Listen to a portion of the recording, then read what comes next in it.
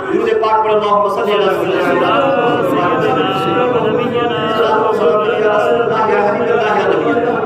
تو حضرات یہ قرآن سمجھ کر پڑھنے کے لیے ہے، سمجھ کر پڑھنا چاہیے، عمل کرنا چاہیے، تلاوت کرنا چاہیے۔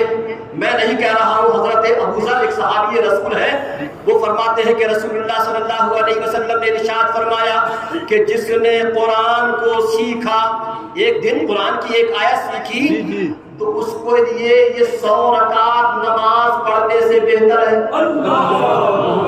اور اگر کوئی قرآن کہا کہ اے ابو ذر قرآن کی تعلیم سیکھو، قرآن کے بارے میں سیکھو، اس لیے کہ اس کے بارے میں سیکھنا 1000 رکعت نماز نفل پڑھنے سے بہتر ہے۔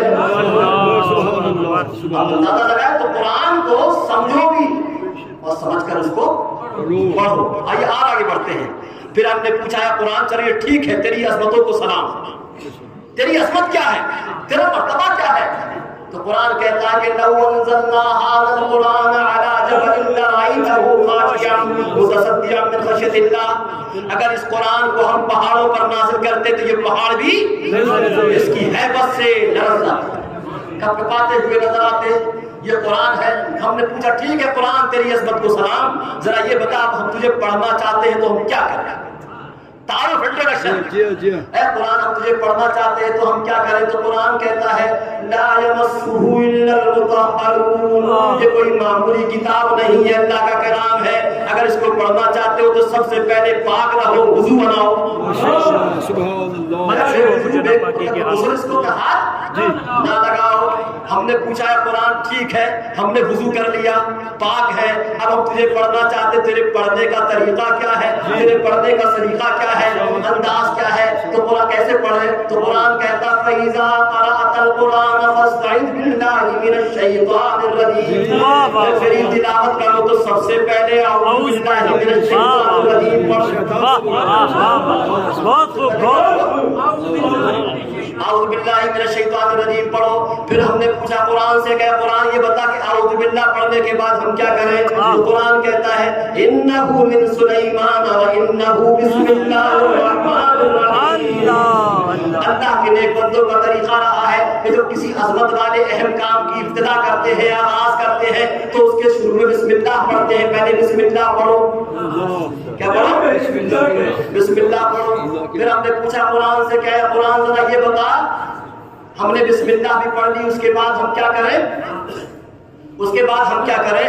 تو قرآن کہتا ہے اگر جو سننے والے ہیں وہ کیا کریں؟ سننے والے کیا کریں؟ ایک تو پڑھ رہا ہے، اس کے تو یہ آداب ہے، جو سننے والے ہیں ان کا کیا آداب ہے، وہ کیا کریں؟ تو قرآن کہتا فَإِذَا قُرِئَ الْقُرْآنُ فَاسْتَمِعُوا لَهُ وَأَنصِتُوا لَعَلَّكُمْ تُرْحَمُونَ۔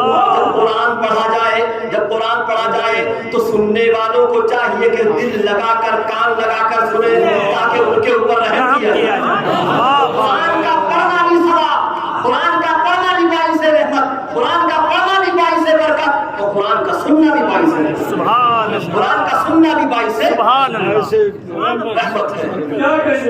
ہم نے پوچھا قرآن سے کہ قرآن ذرا یہ اور بتا، توجہ ہے، ہم نے پوچھا قرآن سے کہ قرآن ذرا یہ بتا کہ تجھے ہم ہر وقت پڑھ سکتے ہیں۔ ہم نے اپنے آقا سے سنا ہے کہ جو قرآن کا ایک حرف پڑھتا ہے اس پر 10 نیکیاں ملا کرتی ہے۔ اللہ کے رسول نے فرمایا کسی نے پڑھا الف لام میم، تو الف لام میم ایک حرف نہیں ہے، 3 حرف ہیں۔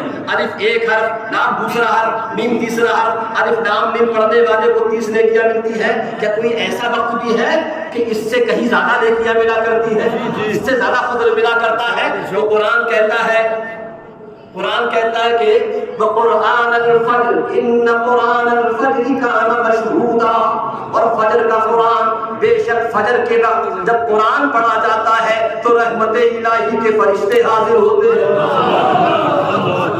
فجر کے وقت قرآن کی تلاوت ہو رہی ہے تو رحمت الہی کے فرشتے نازل ہوتے ہیں۔ بھلے ہی بعد میں سو جاؤ، فجر کے وقت اٹھو، قرآن پاک کی تلاوت ہونا چاہیے۔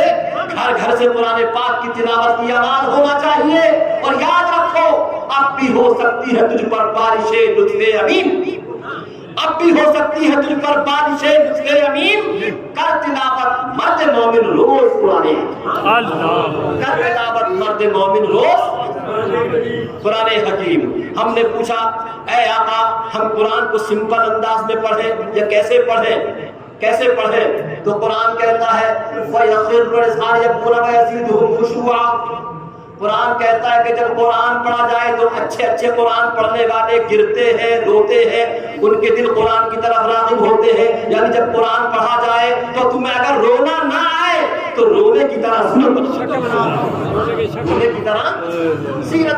بنا لو، خشوع و خضوع کے ساتھ، توجہ کے ساتھ. قرآن پاک یہ قرآن پاک ہے. ہم نے پوچھا قرآن تجھے سیدھے انداز میں پڑھے یا اچھی آواز میں پڑھ سکتے ہیں؟ تو اللہ کے رسول نے فرمایا زینوا القرآن باصواتکم، قرآن کو اپنی آوازوں سے مزین کرو، خوبصورت بناؤ. تجوید کا خیال کرتے ہوئے قرآن کو اچھے انداز میں تاکہ سننے والوں کو لطف آئے.